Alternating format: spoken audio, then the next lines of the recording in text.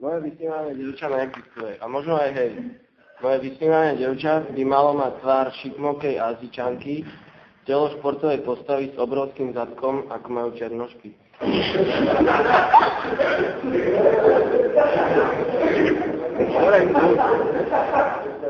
Ale malo by to byť beložka.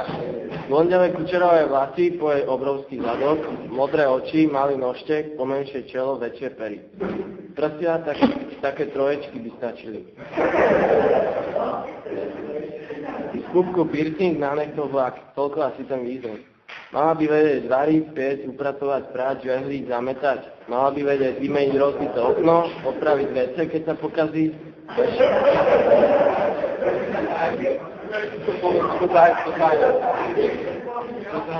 Ticho! A ešte by mala vedieť pokosiť trávu v záhrade pred domom. Moje vysnívané dievča by malo byť inteligentné s vysokou školou, vtipné so zmyslom pre humor, starostlivé o mňa a o deti, verné iba mne, romantické v posteli a bolo by dobre, keby si rada občas vypila. Nemala by sa uražať a mala by znášať moje zmeny nálady. Mala by som s ňou byť šťastný a ona s ňou tiež.